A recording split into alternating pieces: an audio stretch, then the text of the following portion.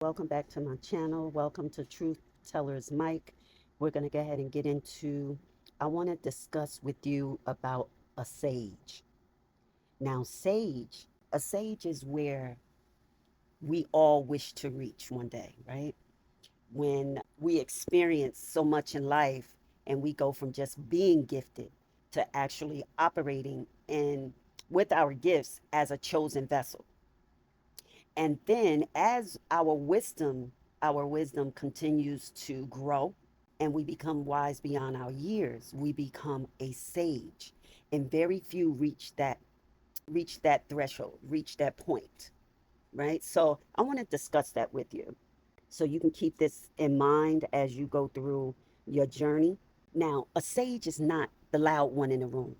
The sage is not the one that's chasing validation or trying to be seen. Now, the sage is the one who already knows they were seen long before they ever arrived, right? We hear that a lot in my teaching.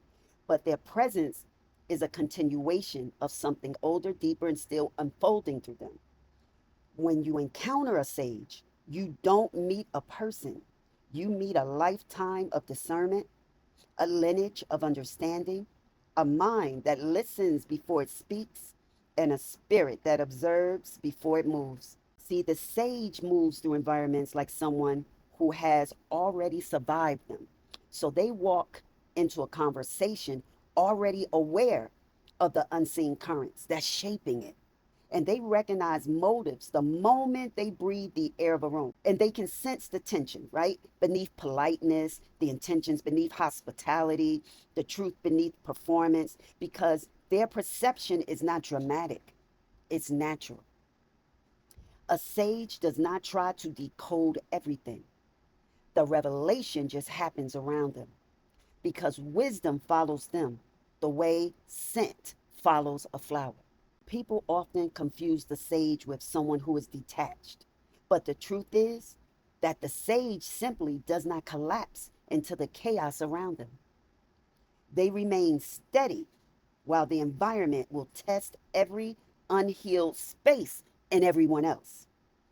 Because their steadiness, it can feel like provocation to those who depend on confusion to maintain control. But when a sage walks in, the room remembers itself. And what do I mean by that? When a sage sits in silence, the entire environment will recalibrate. And when a sage speaks, even those who disagree will still listen because something in them speaks to their spirit, right? See, the sage was not created by comfort, and they were shaped in that wilderness. When I spoke about the scapegoat being sent out into the wilderness, see, they are shaped in a wilderness of unanswered questions and sharpened in the corridors of injustices. Their wisdom is born from moments that tried to break them, and every insight they carry was paid for. Every lesson was carved into them by experience. And that is why a sage never competes, because their worth is self evident. Their knowing is a quiet light that guides without announcing itself. People seek a sage when they want truth without the pretense. They approach them when their own thoughts fail to bring peace. People will come to you and begin to tell you their whole life story, but you just have to master not being burdened by it and not feeling obligated to fix what it is they're going through. And you don't even have to give advice, especially if you believe that the person is existing in it and not wanting change, because something about the sage will awaken honesty. So it'll draw out confessions and it pulls clarity, right? Out of confusion and purpose, out of wandering. See, but yet the sage will know the difference between pouring into someone and being drained by them. And what did I just say? Because someone comes and decides that they're just going to burst into your life and tell you their hardships, it doesn't mean you have to give them advice, because you'll be able to size up whether or not this was of their own doing and they don't want change. They just want access to your spirit, because you know when to speak and you will know when to step back. That's what sages are. And when to remain present, when to let the situation reveal its own teaching. You can let a person talk until they help themselves. You give them a couple of suggestions and they give you excuses why that can't get done. No problem. You allow them to talk until it's self evident. And when you get tired, walk away. Don't allow it to drain you. Because a sage will never force access. They simply remain available to those who are ready for transformation. People can't even get with a sage and get any wisdom, any discernment, any advice unless they are ready. Period. Because they have already lived our lessons, our training, right? Because they understand that wisdom offered to the unprepared becomes wasted insight, and wisdom that is offered to the ungrateful becomes their burden. A sage will wait for the moment when the seeker becomes receptive. They wait for readiness, they wait for surrender, and they wait for truth to become more important than ego.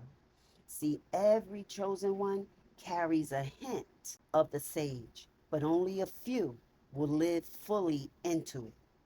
See, the sage is called to stand at the threshold. Remember, we spoke about the trilithon between understanding and destiny. And see, a sage will guide, they will stabilize an individual, they will illuminate their path, and they quietly redirect the steps of those who were about to walk into destruction. But their role is sacred because their voice becomes that bridge between the individual and their assignment.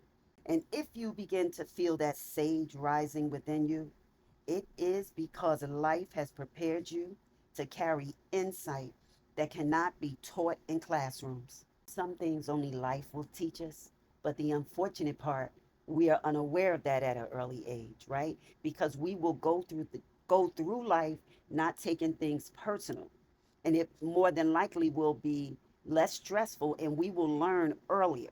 But unfortunately, that's not how it works, and it may be by God's design. I don't know that, right? You have walked through seasons that educated you in silence, right? And you have endured trials that instructed you without words. And you have learned to distinguish your own inner knowing from external influence. And once all of that collides, you will realize that truth cannot be rushed and wisdom cannot be forced. That's the life of a sage. You can offer someone, you can offer them advice, right? You can continue to lend them money that you never get back, or you're doing things for them that you believe they may not be able to do for themselves. And you may be trying to set them up to care for themselves or see things differently. But once the sage in you fully arises, you don't waste your time. A person could be boohooing and you're relaxed. Not that you're not compassionate, because you realize whether or not they actually seek healing, right? You have realized also that truth cannot be rushed, right? I said that. And wisdom cannot be forced. Now, the sage within you will not emerge for applause, it will only emerge for your assignment. See, no sage will arrive without being tested by life in ways that feel surgical, right? It cuts deep. And so their trials are not random, but oftentimes we don't know that, right? And so each trial will chisel away at the illusions, and it will reveal a deeper understanding of a situation or challenge, and even individuals, because a sage goes through seasons where support is scarce, companionship is inconsistent, and guidance is absent. Those are the three things that frustrate us the most. We have to seem like we do it all on our own. We have to find our own resources. People are there when we can help them, but when we go through something, it goes flat. And we lack the proper guidance. See, we can get people that tell us what we should do, but we don't know the intention of the spirit that is motivating them to give us this advice. We don't always know their spirits, right? But we just know it doesn't feel like what it is we would desire to do. And in those voids, we learn how to gather strength from the unseen. And the sage will develop emotional honesty, spiritual stamina, and a way of interpreting events beyond surface conclusions. So while others will ask, why me? The sage is past that point. And the sage may ask, what is this shaping within me? Because their insight grows stronger each time disappointment rearranges their expectations or betrayal forces them into a new level of discernment. And we have to understand that these are not punishments. They are the wilderness chapters, right? Of that scapegoat, so to speak, that distinguish a sage from the merely knowledgeable, right? People that just know, but they're not really gifted, because wisdom becomes etched in a sage through survival, reflection, and surrender. And that reflection comes from our peace and our quiet time, right? And we need it often because we experience a lot of trials, right? See, when you encounter a sage, it will confront an individual's unhealed places. So some are drawn to the sage's depth because it awakens their own, and others withdraw because the sage's understandings make their performance impossible to maintain. They just feel it's too much and they shouldn't have to do all that, right? So a sage does not expose people intentionally. That's not what the sage is about.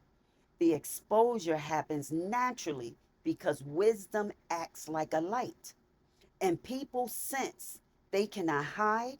And rather than embrace the transformation, some will respond with projection. It's not all that. You're reading too much into it. Or I just asked to borrow the money. Just could you give it to me? I don't need to hear a story, because of their insecurity and resistance. Because the sage must learn early that not everyone who approaches them seeks insight.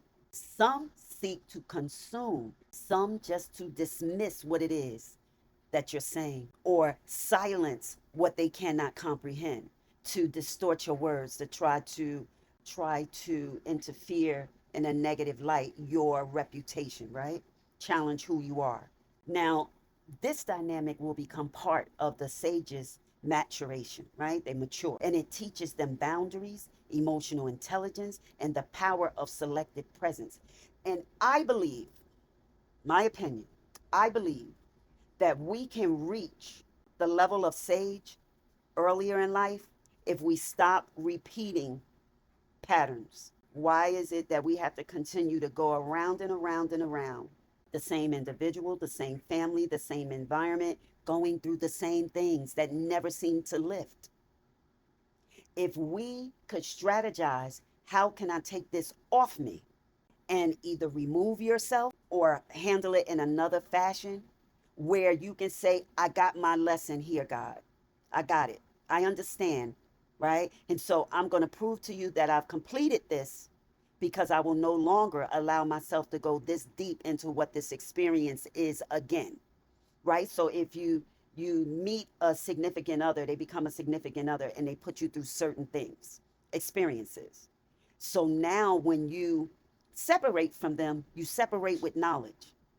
But if you go back and choose again, and the red flags are there, and you believe either you can handle it or it's not that bad, and then it explodes, that means you need to keep going through it because you're just not getting it, right? So I just wanted to say that to help out. Because, see, there is a burden and then there is a beauty of knowing. And the sage carries an awareness that can feel heavy at times. They understand patterns in human behavior that others take years to notice. How many of us take years to notice, or we notice and we tolerate it because of compassion or empathy, or because they're family? A sage will see consequences before the actions unfold. And so they will detect intentions before words are formed. Now, this foresight can be isolating because it creates distance between the sage and those who respond only to what is visible. Yet, within this solitude lies a profound gift: the ability to guide without dominating, to teach without preaching, to correct without humiliating, See, the sage learns how to shape truth in ways that unlock growth rather than trigger defensiveness, where a person doesn't feel judged, right? Or slurred. And see, and then over time, they discover that their knowing is not a burden to hide, but a responsibility to steward. When a chosen individual steps into their assignment, they often encounter a sage, sometimes in the form of a mentor, sometimes that someone that's hidden or is hidden in their own intuition, because the sage will appear to remind you that purpose is not fulfilled through reaction, but through understanding. And a sage will teach the chosen to read their experiences and not just endure them.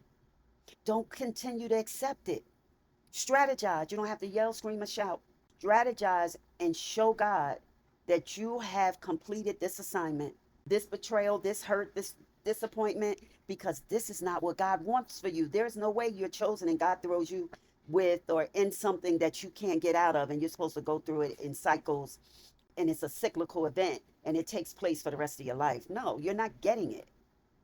You're not taking a proper action because you're not strategizing. You could be stressed out, right? Your needs may not be met, and all of these are distractions, because how can someone tell you to not react but you're hungry, not react but you're losing your home, not react and you got fired, you are now terminated from your employer, not react but you're grieving the loss of a loved one, not react when your child is incarcerated. These are the things that is easy to say. It's easy to say, but we are shaped by them nevertheless, right? A sage will teach the chosen to read their experiences and not just endure them. When I say read your experiences, read the red flags, and don't say, okay, I see it was 3 red flags. If they do it 5 more times, I'm out, right? If you get the point, I don't need to continue in it. A sage will show you how to move through resistance without collapsing, how to face adversity without losing direction, and how to embrace solitude without confusing it for abandonment.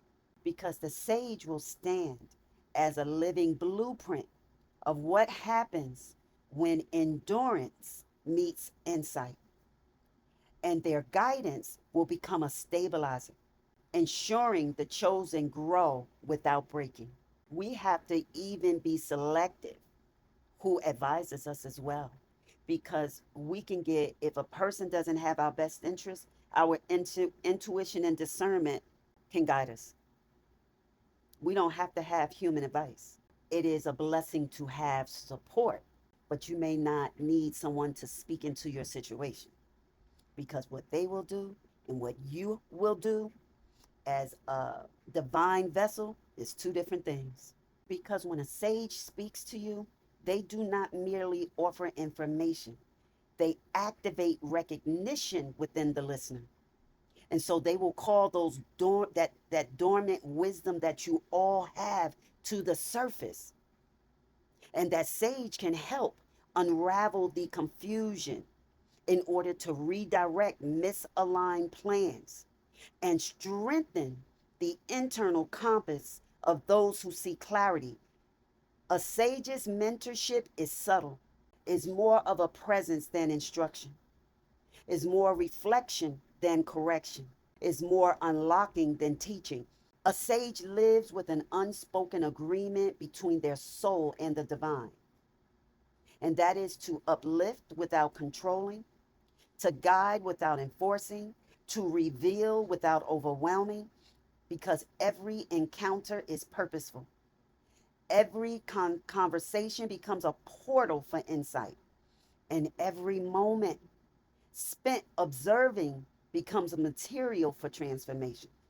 And because of this, the sage must carry a profound level of integrity, and their influence is powerful, and their words can redirect destinies.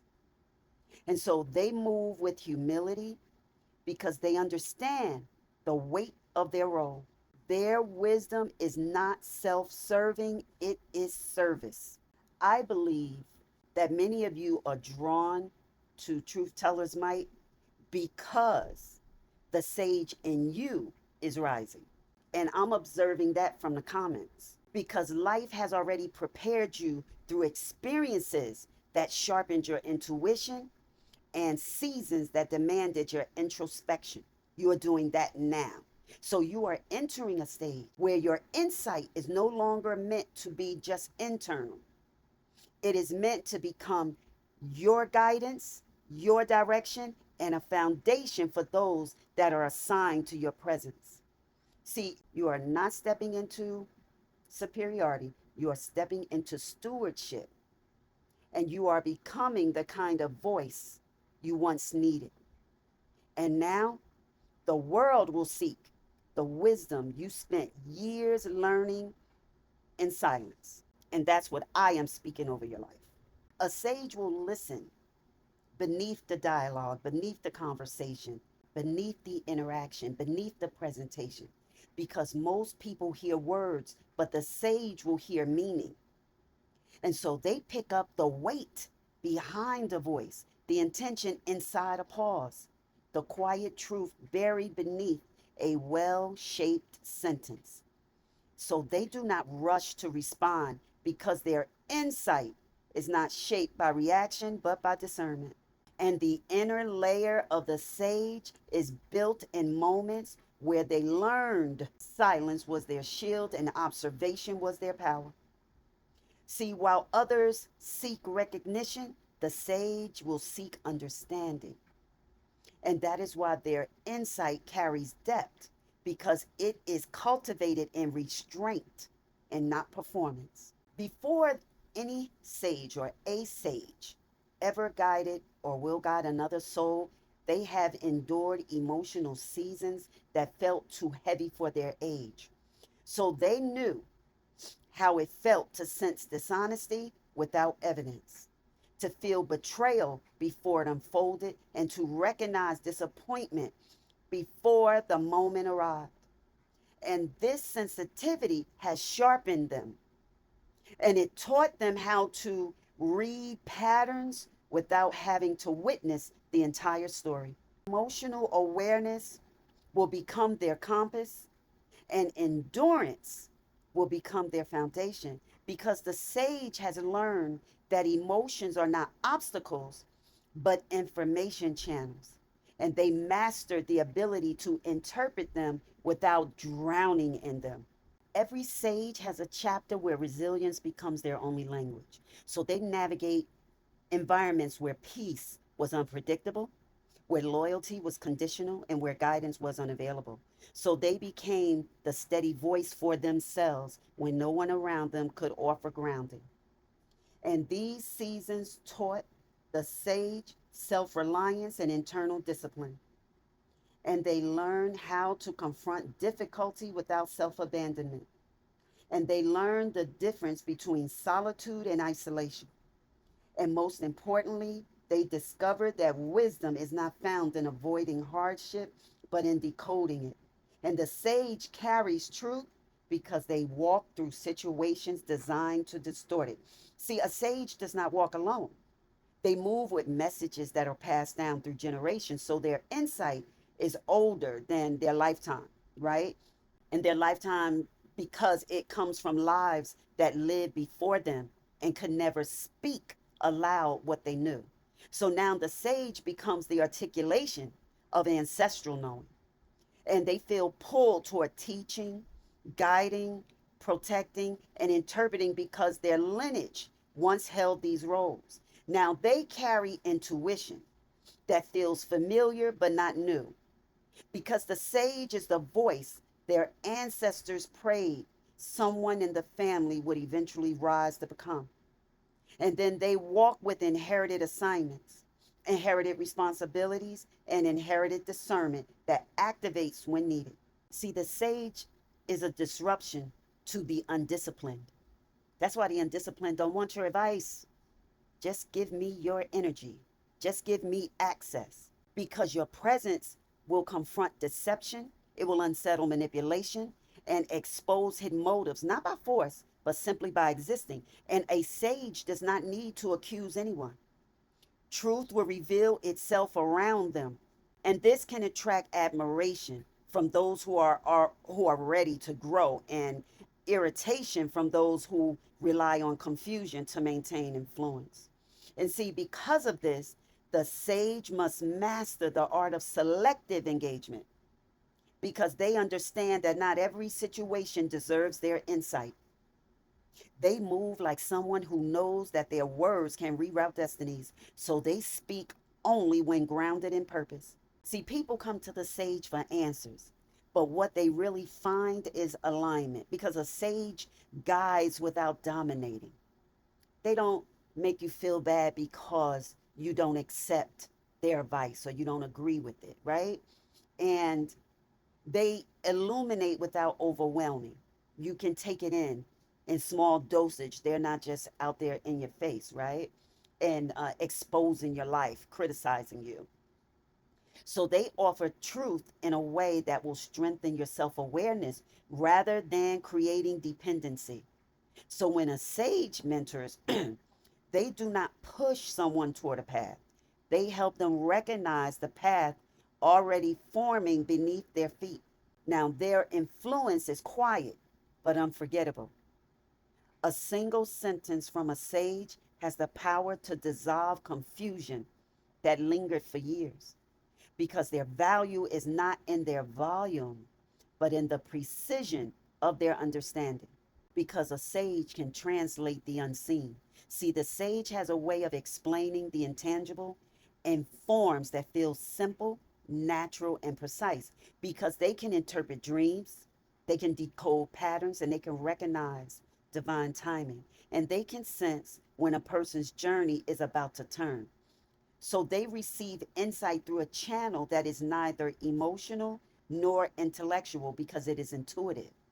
So a sage can sense when someone is out of alignment with their purpose, and they can recognize when someone is carrying a burden not meant for them.